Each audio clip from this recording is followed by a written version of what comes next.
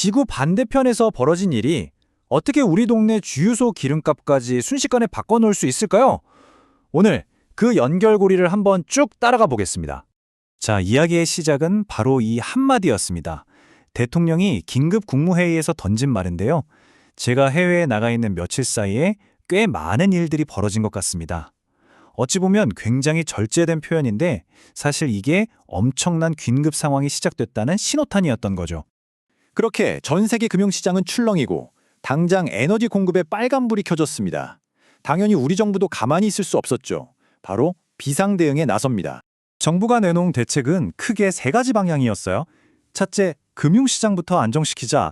주가나 환율이 요동치는 걸 막아야 하니까요. 둘째, 에너지 문제. 이거야말로 우리 실생활과 직결되죠. 공급망 지키고 또 이걸 빌미로 폭리 취하는 걸 막겠다는 거고요. 마지막으로 가장 중요한 우리 국민들의 안전. 현지에 계신 분들을 위한 철수 계획까지 세운 겁니다. 아주 명확하죠. 금융, 민생, 안전 딱 이 세 가지에 집중한 거예요. 특히 첫 번째, 금융시장 안정화를 위해서 진짜 어마어마한 카드를 꺼내듭니다. 바로 100조 원 시장의 공포에 빠져서 돈이 마르는 그런 유동성 위기를 막기 위해 100조 원 규모의 프로그램을 준비한 겁니다. 말 그대로 시장의 패닉을 막기 위한 거대한 금융 방화벽을 세운 거죠.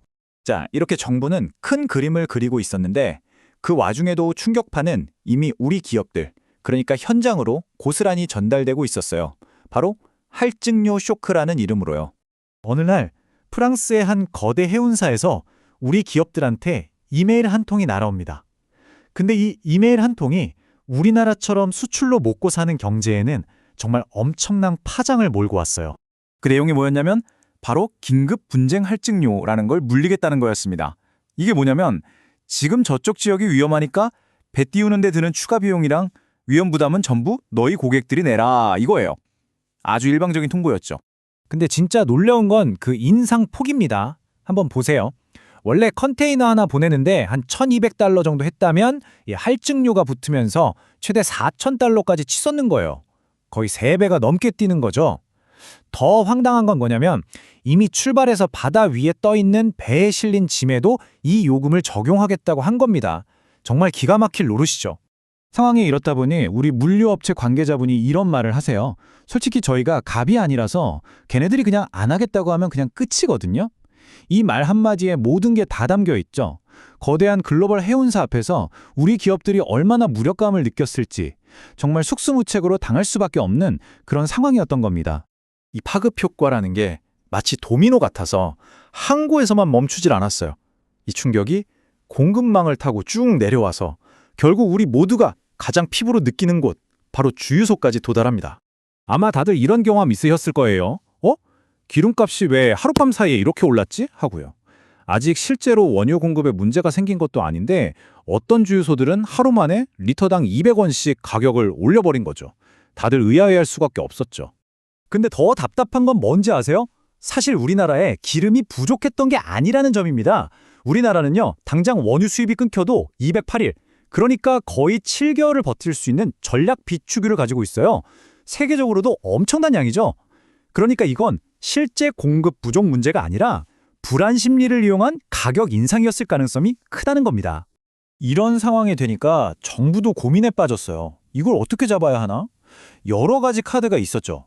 당장 효과가 빠른 최고 가격 지정제를 쓸까? 네, 이건 자칫 시장을 왜곡할 수 있고요.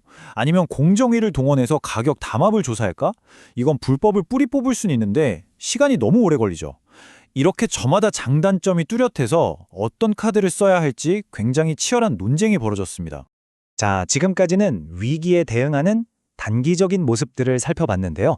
이제 이야기의 마지막으로 넘어가서 이 위기가 어떻게, 어쩌면 기회일 수 있다는 더 큰 담론으로 이어지는지 한번 살펴보겠습니다. 한창 위기 대응 회의를 하던 중에 대통령이 이런 말을 합니다. 넘어진 김에 쉬어간다. 이 속담을 인용하면서요.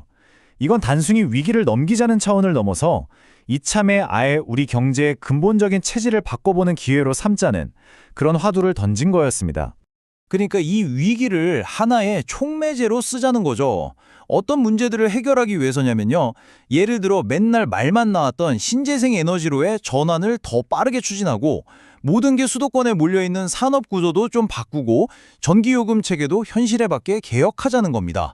한마디로 이번 기회에 대한민국 경제의 헌법이라고 할 수 있는 근본적인 틀 자체를 개선하자는 아주 큰 그림이었어요. 결국 이 모든 이야기는 우리에게 하나의 질문을 남깁니다. 과연 이런 거대한 위기가 한 나라의 경제 구조와 에너지 의존도를 뿌리부터 바꿀 수 있는 그런 결정적인 계기가 될 수 있을까요? 당장의 가격 폭등이나 뉴스 헤드라인 너머에 있는 어쩌면 우리 세대의 미래를 결정할 수도 있는 아주 중요한 질문이 아닐까 싶습니다.